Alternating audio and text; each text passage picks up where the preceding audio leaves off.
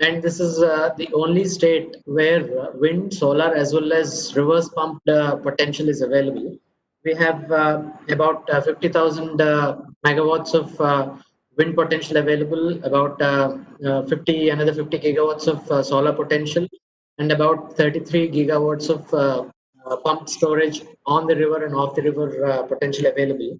We have the preliminary feasibility studies at 29 locations for these 33 gigawatts completed, and they're also available for any of the uh, uh, energy generators who are willing to set up a hybrid plant along with their solar manufacturing facility.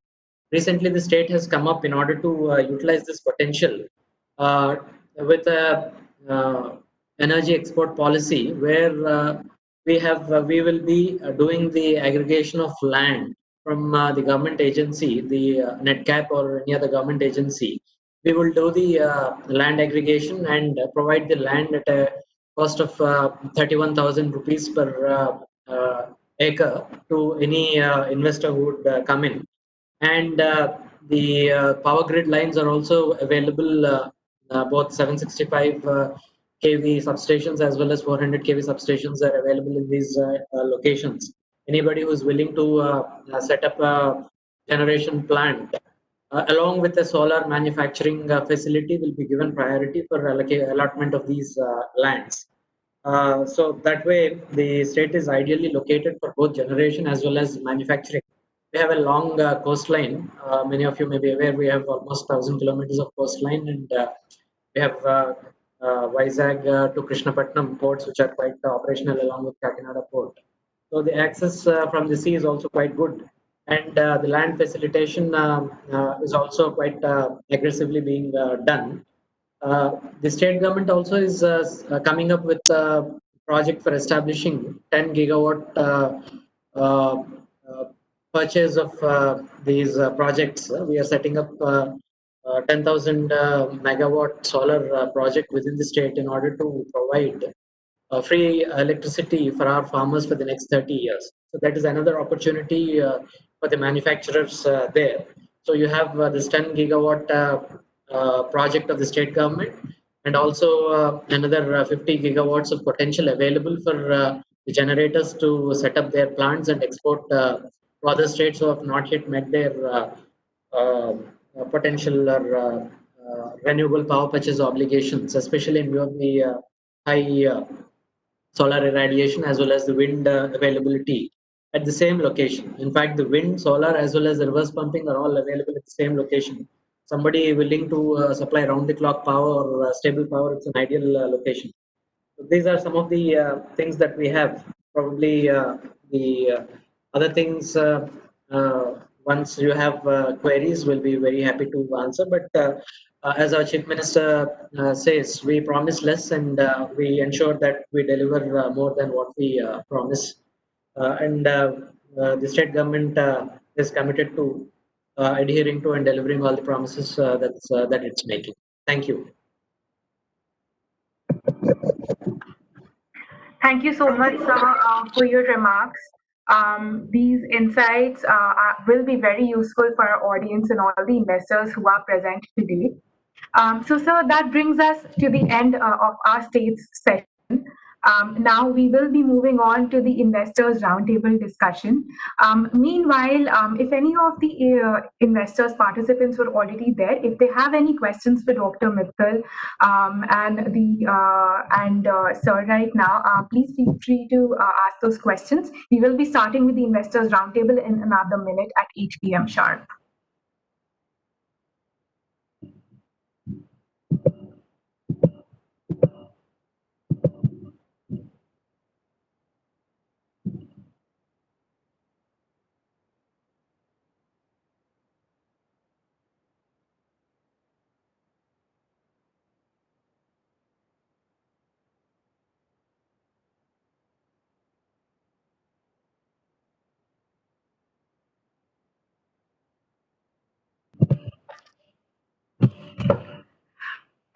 Thank you, Dr. Mittal, and thank you, Srinagurapalli sir.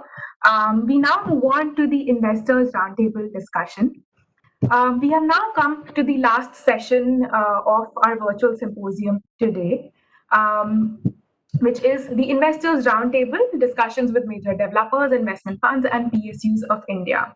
Today, we have the honor of having with us officials from the Ministry of New and Renewable Energy, some of the largest solar developers and investors from the solar energy sector, as well as presence of officials from one of India's largest PSUs.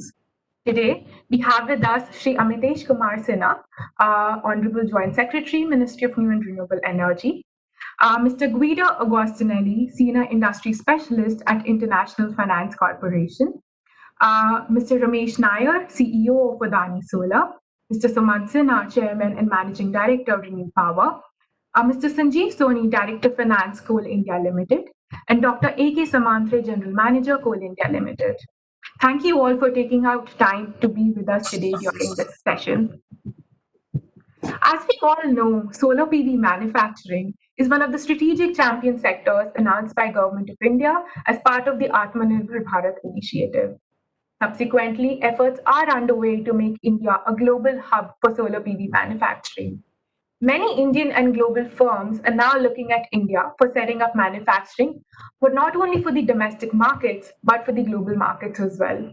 Along with this, we have seen an increasing interest from global financial investors, as well as independent power producers, developers who are looking to deploy their resources and efforts in scaling their presence in the solar energy sector in India. Today, via our discussion, we seek to hear from our distinguished panelists their views and thoughts on opportunities for financial investors and developers, as well as manufacturers, in India's solar energy space, and how this sector can be made more lucrative for new investors who are looking to venture in this space in India. I would now like to invite Mr. Guido Agostinelli, Senior Industry Specialist at International Finance Corporation. Mr. Agostinelli, you have been working in the photovoltaic and clean technology industry for over 20 years now. You've also dealt with global investments in the solar industry and energy solutions. We would like to hear your views on attracting affordable financing to the solar PV manufacturing sector in India. Over to you. Thank you so much, Sakshi. First of all, I would like to thank you all for inviting us. It's actually an honor to speak at this forum. As you mentioned, I mean, not only myself, but also International Finance Corporation has been active in investing in the solar manufacturing sector as well as downstream for the past 10 years. What I'll try to do here, perhaps introducing this part of the panel, is also to offer a perspective related to, generally speaking, the challenges, the lessons learned from the past, and try to focus on micro drivers that could actually help catalyze investment. So something which can be done on top in terms of the macro condition that can foster investment from international markets.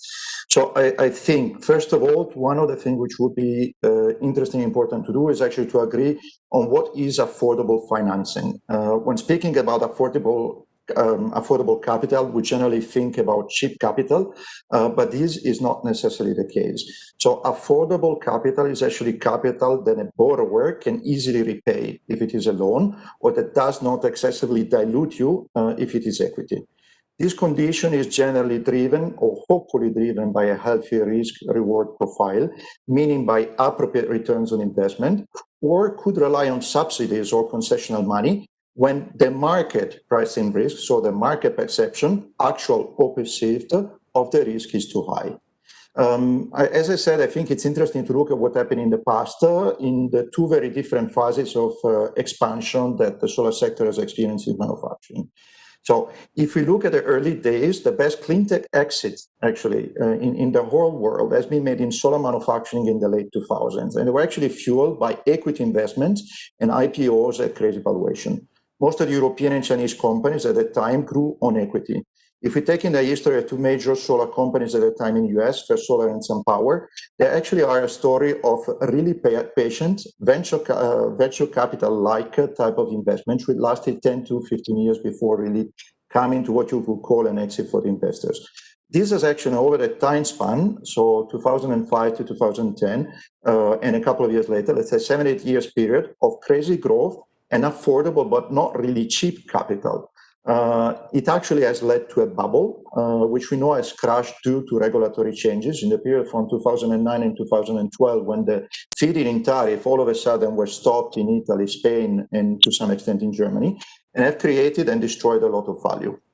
Then there was a subsequent phase, which is the one which we call the growth, the massive growth actually at the point of the Chinese industry in the early 2010s, which was relying on short-term corporate loans, which was provided by Chinese banks directly on balance sheet on one-year type revolving loans, secured by cash collateral.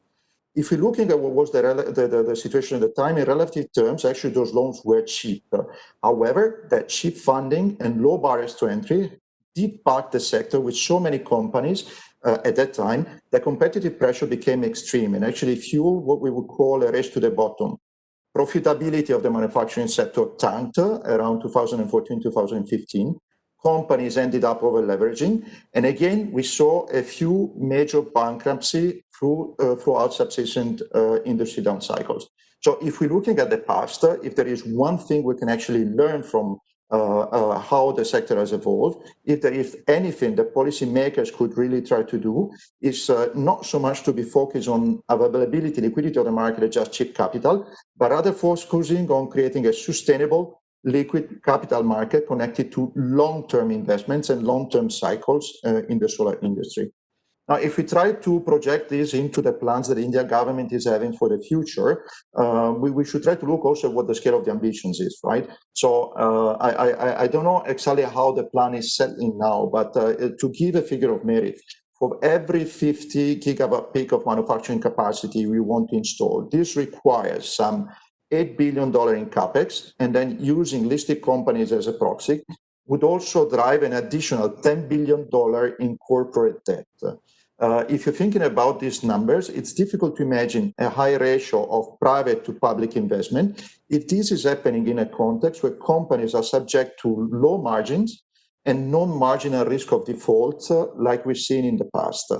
To make things a little bit more difficult at the time being, we see that also traditional financial markets, particularly I'm thinking of New York Stock Exchange and traditional public markets, they've grown colder and colder in solar manufacturing. We're actually having only index fund and hedge funds actually investing in solar as a stock for volatility, while at the same time we've seen that Shenzhen and Hong Kong market have taken a much longer term view on the sector, fueling a different type of growth.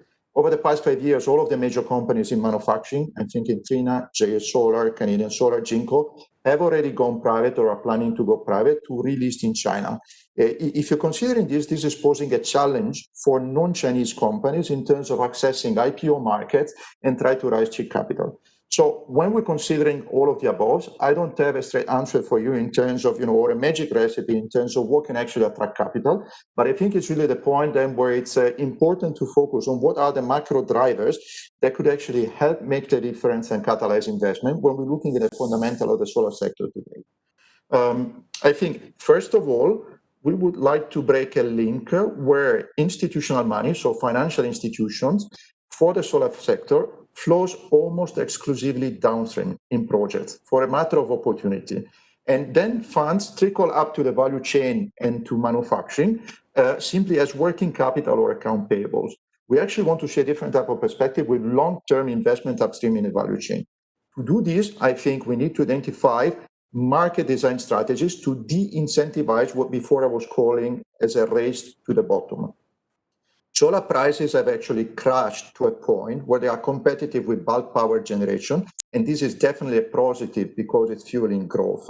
But at the same time, if the manufacturing industry has to struggle to grow in value despite a sustained growth in volume because prices continue to decrease very rapidly, and if it needs to live on single-digit net margins when it comes to profit, well, this is an industry which unfortunately is hardly attractive for investors, and it's also caught into a spiral where it can actually only spend 1 to 3% of its yearly revenues in research and development.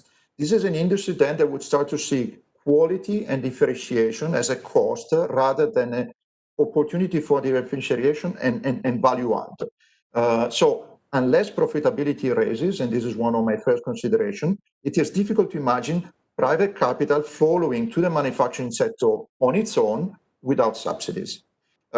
Actually, don't misunderstand me. I don't want to sound negative because for any observer who is closely following the industry today, you would have seen that 2019 was actually a relatively good year with profitability starting going up because we start to see some consolidation in the sector. And if it weren't for COVID, we would probably already be talking about an inflection point in the industry and a window of opportunity which is opening today. So in this sense, I think that the timing for this plan for India is actually a good one. I do think as well that if we're looking at the history of the past 2 to 3 years, we see selected companies that have demonstrated that they can achieve a high profitability, but 30% gross margin, 10% net margins, while being innovative. The example I have in my mind is clear. I mean, I name names, so don't get mad for it. But I think, for instance, this is clearly the example for a company like Longi, with the caveat that clearly they had very, very deep pockets and they could carry out investment for 4 to 5 years, but we will come to that later on. Now, imagine if moving forward, cost reduction actually would progress the way it has, and this is something which we continue to strive towards. But if at that point prices start to stabilize or at least taper off following one, industry consolidation, and two, perhaps thanks to higher quality and technical performance standards, so higher selectivity in the products that are offered, and a situation which actually end user ends up benefiting from better, more reliable product and solution with more functionality. Well, in such a scenarios, actually companies would be able to make 6 to 10% net margins in average, and they would automatically become a more attractive investment target for private investors. I also think that if and only if you create these conditions, by the way, you could hope to create an ecosystem which is conducive to sustain innovation and the possible introduction of disruptive technologies. And this is an enormous catalyzer for investments. We got plenty of lessons learned, I think, and case studies we can build upon from the past, both from the $10 billion which actually were burned in venture capital startups in the US at the end of 2000, so not a good example, to the fall of thin film amorphous silicon and its introduction in the market. But at the same time, we also have positive examples like, for instance, the success of cadmium telluride, the rise of monocrystalline silicon in the past year, and the success of PERC technology, but also the time it took for commercialization. In fact, I think that the key challenge here is not technology development or technology offer. We've seen today that actually there's plenty of ideas and they're also in an advanced stage of development. The key is the excessively long time occurring between market introduction, scaling up, and commercialization of a technology. And once again, this is due to the fact that the industry is not prone to risk-taking because of the slim margins in production at the time being. Moving forward, we also need to think about the market environment. So first of all, I think it's crucial that we move to a situation where we have a stable regulatory environment. We need to avoid uncertainty, and we need also to avoid distortion which are caused by trade disputes, but particularly the fluctuation, because at least if we were predictable, they would be stable and the industry can adapt. What has actually killed the industry and produced cycles were continuous announcement of tariff coming in and out and of subsidies coming in and out of the market. The market and the manufacturing sector in particular are suffered an endless series of shocks which were related to this type of changes. Last but not least, I think we shouldn't just focus on manufacturing, but I think that I'm preaching to the converted here. We need a holistic sector approach and a healthy downstream domestic demand, where bidders can actually bid for economically sustainable tariffs, so not forecasting, possibly with relatively healthy margins, in a situation where they can actually deliver on volume and realize projects. It's not a coincidence, I would add in closing my remarks, that if you look into the past history, both Japan and Europe were leader in the sector, but they lost their leadership in manufacturing exactly when the local solar power markets have crashed. And with this, I close my intervention. Thank you. Thank you, Mr. Goswami, for those detailed remarks.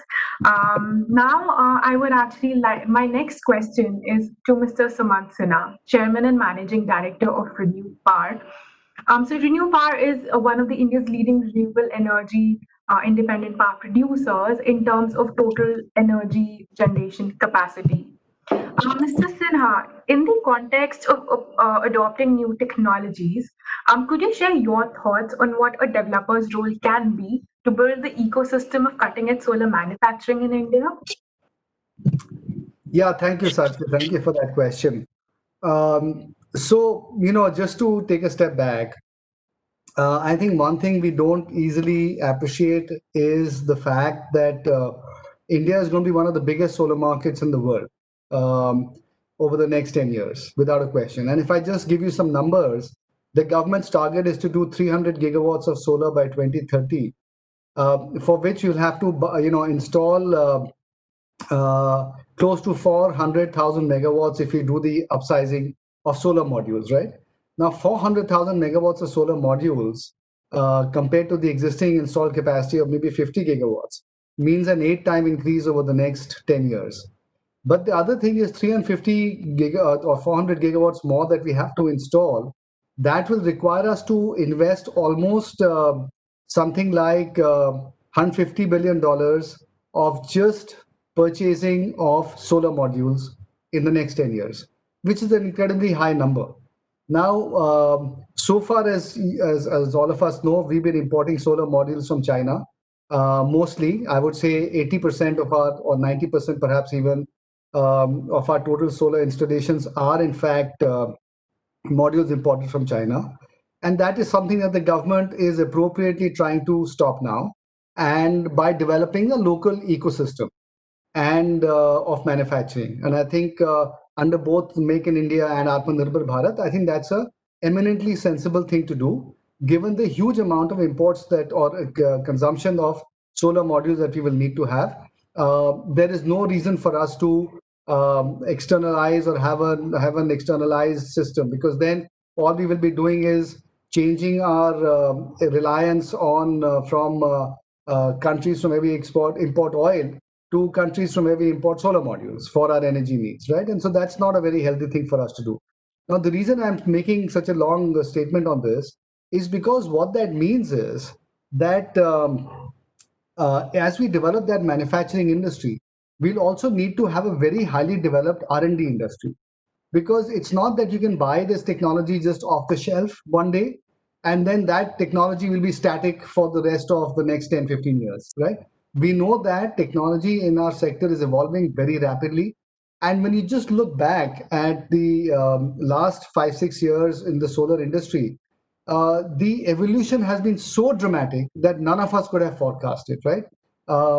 As we all know, the installed capacity of solar 7, 8 years ago was 10, 11 rupees per kilowatt hour. Today it's down to 2.5 rupees or 3 rupees a kilowatt hour, right? It's like almost like an 80% reduction in the cost. And I don't think that in any product category have we seen this marked and remarkable reduction in cost. And the reality is that this cost reduction has to continue. Now, it may not happen at the same speed, but it is eminently possible that the 2 rupees 50 or 3 rupees that we have today becomes a rupee 50 or a rupee 25 or even a rupee 10 years from now. Now, and so therefore, there will continue to be an evolution of technology that is going to be very critical for us to be able to understand and incorporate as a country. Now, to answer your question of what is the role of IPPs going to be in this, the role of IPPs at a commercial level is very simple. Our job is to lower the cost of solar energy as much as possible, so that we make it as attractive for the buyers of that power as possible, right? And the cheaper we can make it, the more attractive as an energy source it becomes, and the more we can install and the more scale there will be. So that's at heart, that is what our job is. Now, how do we do this job? There are several ways. One is obviously that we can get into manufacturing ourselves, along with anybody else who's getting into it, right? Because after all, this whole ecosystem has to evolve. We know that two of the larger manufacturers in India of solar modules are also IPPs. And therefore, in India, we could have the development of an industry which is unlike in any other part of the world. Because in every other part of the world, you have manufacturing companies and you have IPPs, and the two are very separate from each other. But in India, just given our uniqueness, and given the fact that IPPs are much more mature and the manufacturing side is so less mature, it could very well easily happen that IPPs become also big manufacturing companies. And so, to your question, that is one of the big roles that we can play, which is investing in manufacturing capacity and essentially ramping up that capacity. So, that is number one. Number two, which is very critical, which comes back to the issue of technology, is that we have to address the issue of technology in two ways. One is obviously if we invest in manufacturing ourselves, then of course we have to set up the whole R&D ecosystem, make sure that the whole component supply chain gets set up and so on as well. So that is one aspect. But irrespective of whether we do that or not, the second role we have to play is that we have to become users of new technology.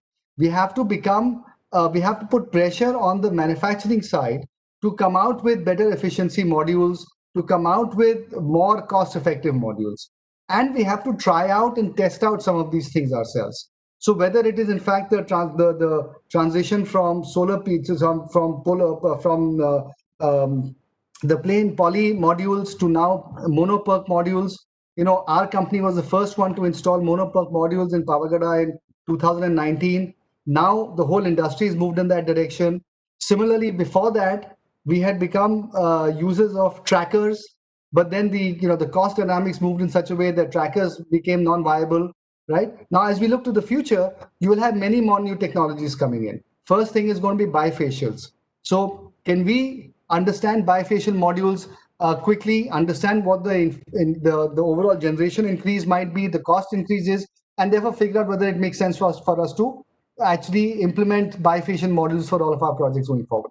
So that's things like that, trying out those kinds of things at an early stage so that we can then commercialize and ramp those things up faster. I think that's the second role that we can play in the whole technology evolution and bringing the cost down. The third thing that we can do is on the O&M side as well. Now, O&M is not always thought about as being a big part of the cost chain, but it is a very big part, right? And so the more performance we can get through either condition-based cleaning or any other form of reduction of cost and increase of generation, I think will ultimately lead to a reduction in the cost that we give to the end customer. And so we have an important role to play in that area as well. And I think it's very important for IPPs like us to have a very, very clear line of sight into technology evolution, and not just over the next year, but what is likely to happen in the next 3 years, in the next 4 years. Because when MNRE asks us to bid, and I see Amitesh ji is here as well, when MNRE asks us to bid, they give us 2 years to set up a project, and sometimes longer than that. Now, you can't use today's technology for a project that you may do a year to 2 years later. You have to use tomorrow's technology. So unless we know what the technology evolution will be and what the cost implication of that will be, right, in terms of improved efficiencies and reduced capexes, we cannot even bid efficiently. And so therefore, it's very important for us to keep an eye open and keep an eye focused on all the technology evolutions and capex reductions that will continue to happen going forward. So I think there are many ways in which we as IPPs have a role to play. And it is important for us to make sure that we have our own R&D departments, our own relationships with technology providers and with the PV OEMs as well. And of course, in the extreme case, to the extent that it makes sense for us individually in our business standpoint, we should even think about investing on the manufacturing side. Thank you. Thank you, Mr. Sinha, for those thoughts. Very helpful for sure. I would now like to direct this question to Mr. Ramesh Nair, CEO of Adani Solar. Mr. Nair, you have the unique advantage of being both in the manufacturing as well as the EPC space. So, how's Adani Solar taking initiatives to sort of blend cutting edge technologies in your business? And what further roles do you think developers in India can play to adopt these new innovations into the solar PV ecosystem? Thank you, Sakshi. And I think Adani Solar was one of the first to put a gigawatt size manufacturing in the country at Mundra. And we put about 1.2 gigawatts of integrated module and cell manufacturing. Obviously, as a country, we have only till cell, and that those cell capacity is also about 3 gigawatts, whereas module is about 10 gigawatts plus. I'm talking about operational capacities. And a lot of people have talked about what is the potential, the huge potential for manufacturing in this country. And there's so much of requirement. If you look at the projections and if you do it yearly, you're talking about at least 30 gigawatts of capacity required manufacturing this country at this point of time. And we are talking about that's a huge plus, and we need to and there's a huge potential in the PV technology manufacturing chain. So if you see Adani Solar, like Suman Sinha said, and we did invest in the first cutting edge technology in the country of monoperk of 200 megawatts and a bifacial of 100 megawatts plant way back in 2016. But obviously, the country was not looking at it at that point of time, so most of it went in exports, and we were actually sending it to US and other markets. But as you see, the country is now looking at it very rapidly. And at Adani Solar, we have very advanced technology thought processes where we look at various monoperk is something that we're talking about, but there are technologies which is beyond monoperk, which is known as N-type, TopCon, wherein the efficiencies can go up to as high as 24.5, 25% efficiency on the cell side. And then you also have subsequently HJT, which is being talked about, which is not really very high, but then it's very disruptive, but may not give that kind of gain. So we have to really watch it out. When nobody expects HJT to come more than 5 years from now or 6 years from now is what we see. It could take shape, or N-type TopCon itself can overtake it, or both can exist together. So a lot of things have been discussed. And at Adani, we are looking at expanding. You know that we have already committed to expanding 2 gigawatts as part of the tenders that we have won. So that's one thing that we would be actually looking at very rapidly, and that will be with the state-of-the-art technology, no doubt. Which would, and obviously we are seeing a lot of announcements in manufacturing. MNRE has come forward with a lot of progressive thought processes. I think the last 1 year, 1.5 years has been very exciting for the country in terms of various schemes being announced to generate demand. One of the CPSU scheme, one of the KUSUM scheme, the rooftop schemes, all net it is about 60 to 70 gigawatts of demand, which actually is generated by all these schemes, and they are all getting played out. Obviously, I always say it's a sunrise industry. There are its hiccups, but then obviously I think the ministry and the government is putting the best efforts possible, and extremely cooperative. We get the best of the response, and the minister also is very proactive, and we see, and the results are there to see, where there are a lot of announcements in manufacturing in the country at various states, and it's only a matter of time when we would see at least about 10 gigawatts of cell capacity in the next couple of years, and a module going up to maybe 15-20 gigawatts, and that's what the country needs. Because, and when you talk about solar ecosystem, we should not restrict ourselves to only cells and modules. We have to go backward. And when we talk about wafers, ingots, which has also been discussed in MNRE, they're coming off with some progressive policies on that. But then the ultimate integration would happen on the polysilicon side, and to which I saw some announcements today, wherein we are talking about some public sectors coming forward to sort of put up certain polysilicon capacities, because polysilicon capacities cannot be in bits and pieces. It has to be a large facility which can supply to the various ingoting, wafering, or cell manufacturers. So it cannot be in bits and pieces in 10 different or 20 different units in the country. It has to be consolidated, large size. That's when the economies of scale will play out, and that's when the whole benefit of that production will come out. And when we talk about solar ecosystem, again, we should not restrict ourselves to only the module cells and modules or wafers. You have a whole lot of aluminum extrusion industry that can be pushed up by this. The JB industry, the junction boxes, the inverter industry, the industry on EVA, the industry on backsheet. And that's when Adani Solar, when we started the facility, we backward integrated in our electronic manufacturing cluster. We put up a gigawatt facility of EVA, a gigawatt facility of backsheet. And as we talk, we are putting up a gigawatt facility of aluminum frames in our EMC, because we feel backward integration is very important in this industry. So we should not restrict ourselves to only cells and modules or wafers and ingots, but we should also talk about the various ingredients that goes into each of these modules. For example, India does not have more than 2.5 gigawatts of glass manufacturing at this point of time. And when we look at module manufacturing going up, glass manufacturing becomes very important, and that's going to play a crucial role. Similarly, EVA, similarly backsheet, aluminum frame, the anodizing industry and the extrusion industry.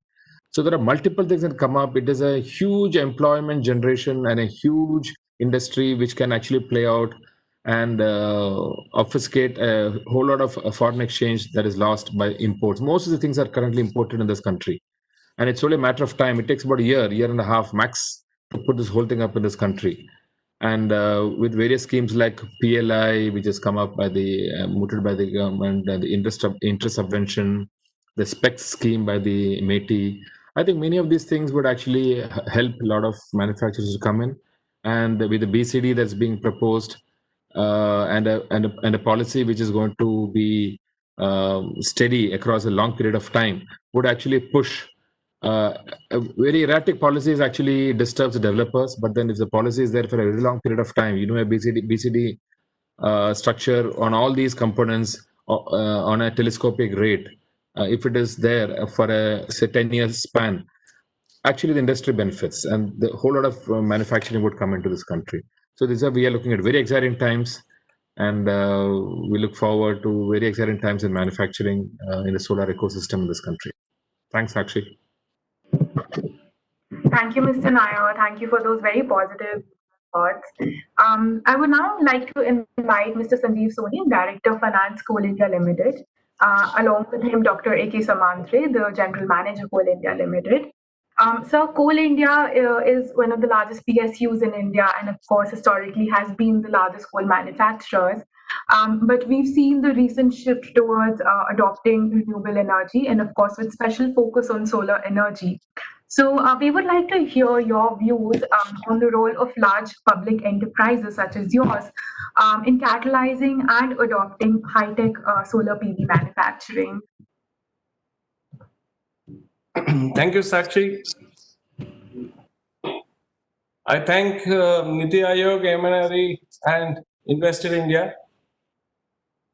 And I taking cue from Mr. Sumanto Sinha and Ramesh Nair, a very enlightening speech on this subject. The subject solar PV manufacturing has gained importance owing to the large dependence on its import. Present socio-economic scenario, India's aggressive strategic growth aim of solar energy, and an expected shift of fossil fuel independence. As part of India's strategic growth, and to achieve national goals, it is imperative that India should leverage on size of its domestic market, which is very large. Therefore, creation of domestic solar manufacturing base is of great significance. It is of utmost importance that we in India prioritize the entire value chain of polysilicon manufacturing, that is polysilicon to ignites, to wafers, to cell manufacturing, and to finally solar modules. This would be a strategic industry. As Mr. Ramesh Nair said, considering the domestic market, we can actually rely on the demand of local content requirement of solar PV cells. The moment this solar energy requirements increase throughout the country.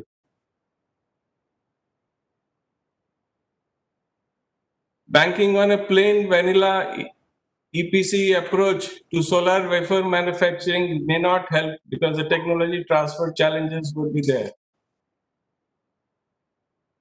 It would be thus prudent to adopt a participation by all technological partners of mega scale capacities, additions to India's solar manufacturing.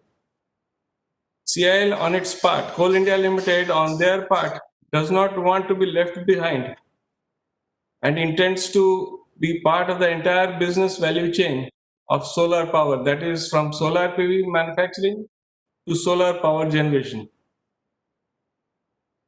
Aligned to the Atmanirbhar Bharat initiatives, CIL is actively considering this business to reduce nation's dependence on imports and further its solar park plans, which are both are integrated, we believe. Best step forward towards diversification from fossil fuels would be by way of pithead integrated industrial complex, having coal-based thermal power plants and power intensive industry like solar PV manufacturing under one roof. Technology partners are encouraged to join hands with CIL, wherein local demand and synergies can be leveraged. The manufacturing unit should be best in class with latest modern technology to lower the unit cost of production and to ensure competitiveness in the market. At the end, I would say that going in for such integrated ventures would be of potential benefits to the entire country through creating local jobs, cost savings, potential benefits of accumulating technology capabilities, which are vital to developing long-term competitiveness and adapting technology to local needs, reduce nations' independence on imports. However, at the end, I would like to say that financial and tax incentives, offering low interest loans or tax credits tied to use of local products, grants for research and development activities, export credit assistance support for manufacturers to reach export quality standards would see jumpstart in this young darling industry of ours of MRE proposals. Thank you so much. Thank you so much, sir. Actually, I would like to say we are very pleased to hear the positive interest which PSUs are showing towards the sector now. I would now like to invite Sri Amritesh Sinha, Joint Secretary, Ministry of New and Renewable Energy, to give his concluding remarks.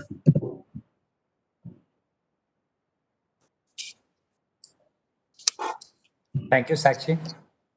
With this, the symposium has come to an end.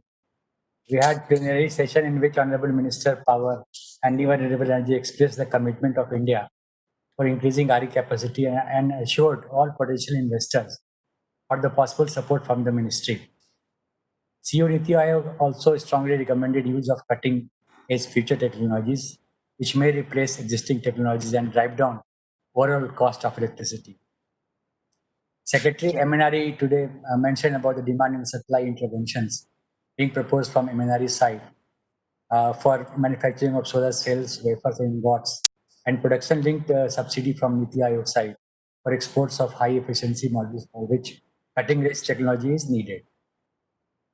During a presentation from MNRE side, demand and supply scenario proposal to impose basic custom duty on modules and solar cells, details of various schemes based on interest subvention and PLI, and various other measures to facilitate investment were further discussed. MD and CEO Invest India gave an excellent overview on overall investment environment. He mentioned that during COVID pandemic also he's seeing a lot of interest in renewable energy from an investment point of view. We had 3 parallel pitch sessions today. First session was for cutting edge technology in the field of solar cell, wafer, and concentrated solar technology. Second session was for module and PV production design. In third session, supply chain and BOM, balance of material aspects were discussed. We also saw new Indian indigenous technologies, which was patented by Indian companies also. So these discussions were very useful. I'm thankful to all participants of all R&D companies from different parts of the world who made excellent presentation and discussed about the future technologies. I also want to thank Fraunhofer Germany for sharing their views on latest R&D trend. In third part of the symposium, we heard from officials of Tamil Nadu and Andhra Pradesh state government about their efforts to attract investment in their state. This session was followed by investment roundtable, where it was discussed that Indian solar manufacturing sector is looking very attractive for domestic as well as from global and institutional investor perspective. Affordable financing is one of the key for setting up any plant. The studies for the same was discussed and suggestions were given by senior industry specialists from International Finance Corporation. Indian solar developers' perspective was shared by Mr. Suman Sinha of Renewable Energy and Mr. Ramesh Nair of Adani Solar. Role of large public sector enterprises in catalyzing high-tech PV manufacturing was discussed by Mr. Sanjeev Soni, Director of Finance of Coal India. And we are happy to note that Coal India is actively considering investment in manufacturing of polysilicon and wafer. So with this new development, the full supply chain will be completed. And right from the beginning, from polysilicon to wafers, ingots, and cells and modules, our chain will be complete in all respect. And when Coal India will come into this field in collaboration with the best of technology in the world, so the scale will be certainly, it will be a large scale investment. I hope that today's symposium will give confidence to potential investors who are still in the process of making their mind for setting up new manufacturing units. I hope that today's deliberation will also help our RE developers and manufacturers who are actively considering manufacturing. And this symposium will help to identify best technology and to have tie-up arrangements with R&D company of their interest. I'm sure that in coming future we will hear more about new investments and particularly investment based on cutting-edge technology. Last but not the least, I would like to thank on behalf of MNRE, Niti Aayog, and Invest India to all distinguished participants for making excellent presentation and for attending this symposium. Thank you so much. Thank you so much, sir. I would also like to thank all our distinguished panelists who joined us for the Investors Conclave today. With this, we come to the end of the session and the virtual symposium. Thank you very much. Thank you. Thank you.